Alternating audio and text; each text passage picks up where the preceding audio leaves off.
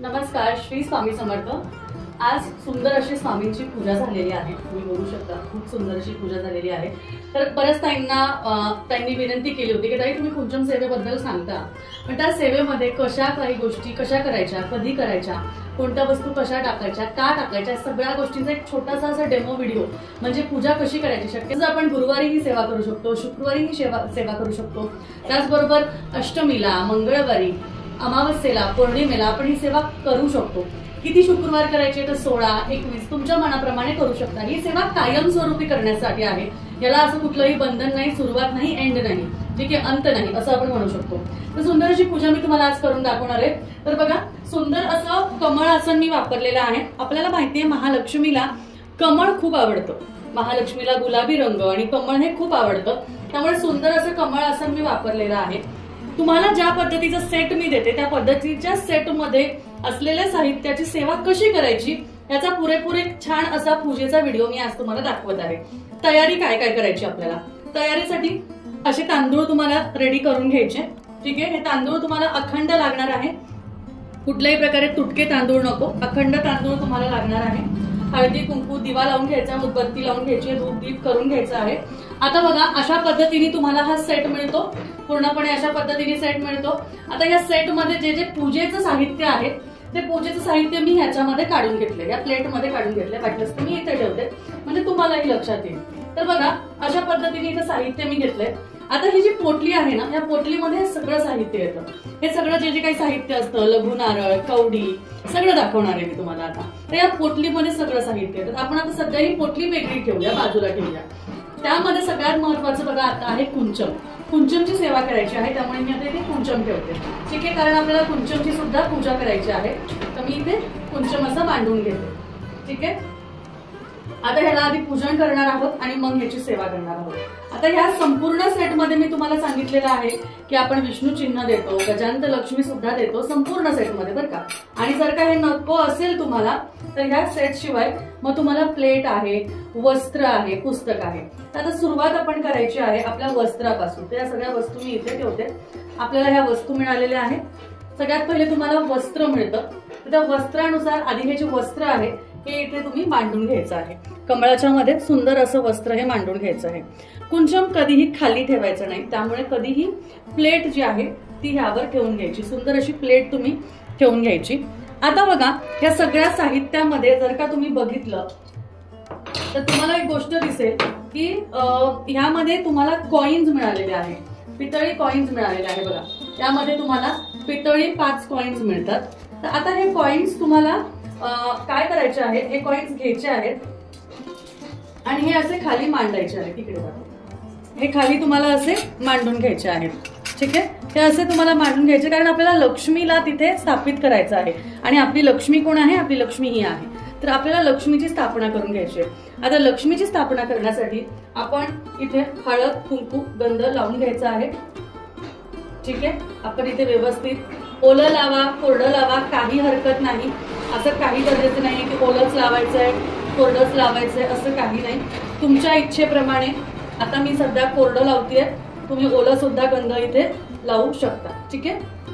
तुम्ही आता इथे ओलं सुद्धा गंध लावू शकता, मी सुक्क लावते, कोरडं लावलंय, ठीक आहे। आता ह्याची आपण पूजा केली आहे। पूजा केल्यानंतर त्याला आपल्याला ह्या कॉइन्सवर स्थापना करायची आहे।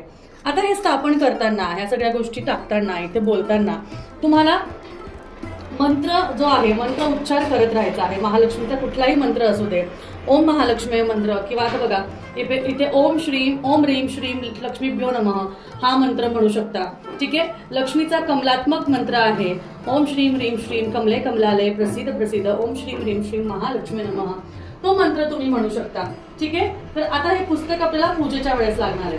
तर आता हे कुंचमची स्थापना आपण केलेली आहे। सगळ्यात पहिले आपल्याला काय करायचं आहे, या कुंचमची पूजा आपण करून घेतली। आता ह्यामध्ये हळद, इकडे हळद कुंकू वरतून दाखव, हळद कुंकू, ठीक आहे, असं तुम्हाला आणि थोडेसे अक्षता आपल्याला यामध्ये घालायचे आहे। त्यानंतर तुम्हाला ह्यामध्ये थोडे अक्षता जे आहे ते ह्यामध्ये, ठीक आहे, ह्यामध्ये तुम्हाला घालायचे आहे, ठीक आहे। आता ह्यानंतर सगळ्यात पहिली जी गोष्ट आहे, आपण बघा कवड्या बघणार आहोत। तर ह्या ज्या कवड्या आहेत ह्या कवड्या आपण 5 देतो, तर ह्या 5 कवड्या आपण ह्यामध्ये घालणार आहोत.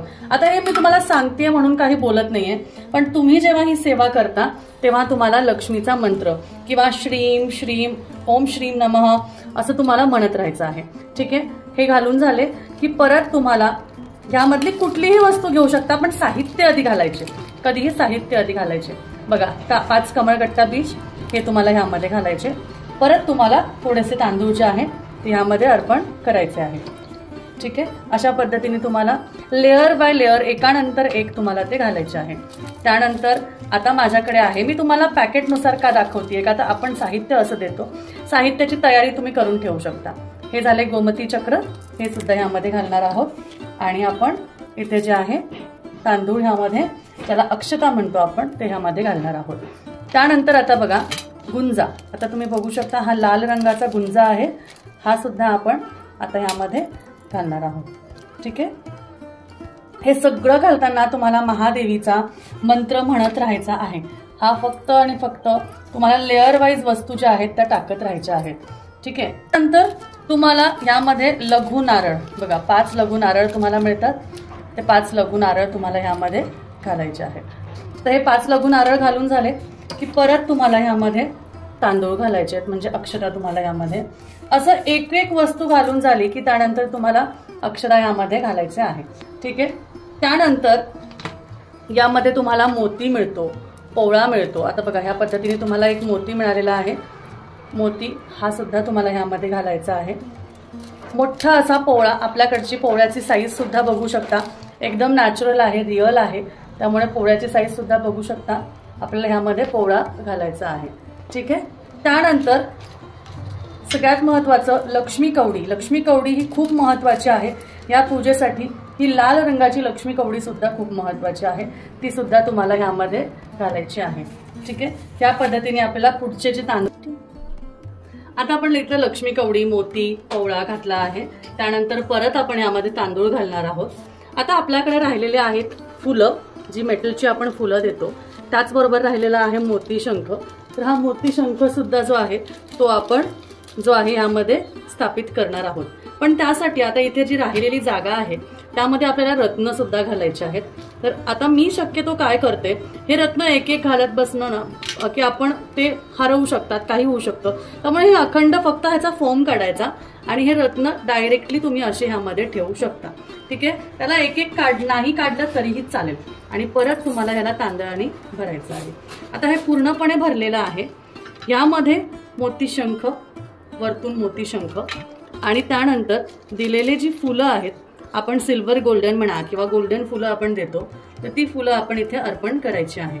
बघा 2 फुलं अशी गोल्डनची आणि 2 सिल्वरची अशी देतो, किंवा कधी कधी फक्त गोल्डनची सुद्धा असतात. 4 फुलं तुम्हाला ह्या सेटमध्ये मिळतातच. आता हे सगळं आपलं वाहून झालेलं आहे, तर मी हे सगळं इथे काढून घेते. आणि आता आपला फक्त अलंकार राहिलेला आहे. तो अलंकार आपण काय करायचा आहे, तो अलंकार घ्यायचा आणि तो देवीच्या समोर देवीला वाहायचा आहे. मी तुम्हाला वाट्या काल दाखवल्या होत्या, त्या वाट्यांमध्ये सुद्धा तुम्ही हे अलंकार आहे असे वाहू शकता. हे आपण असे अलंकार वाहून झाले. आता परत याची पूजा करताना आपल्याला हळद, कुंकू, परत थोडे अक्षदा वाहून आपल्याला महालक्ष्मीची पूजा करून घ्यायची आहे. यावर आपण जी काही सेवा केली आहे, जी काही आराधना केली आहे, ती आपण पूजा करताना देवीला सांगणार आहोत. तिला आपण आपली जी विनंती आहे की आपली जी इच्छा आहे त्याबद्दल आपण तिला बोलणार आहोत. म्हणून तुम्हाला बाकी काहीही बोलायची गरज नाही. आता बघा एक्स्ट्रा सेटमध्ये तुम्हाला हे विष्णू चिन्ह आणि गजांत लक्ष्मी सुद्धा मिळते. तर विष्णू चिन्हाला सुद्धा तुम्ही पूजा करून घेऊ शकता, विष्णू चिन्हाची सुद्धा पूजा करून घेऊ शकता आणि विष्णू चिन्ह असं तुम्ही समोर ठेवू शकता. त्यानंतर हे गजांत लक्ष्मी सुद्धा तुम्हाला मिळत आहे. हे गजांत लक्ष्मी सुद्धा तुम्हाला हवे असल्यास तुम्ही पुढे ठेवून त्याची सुद्धा जी आहे ती पूजा करू शकता.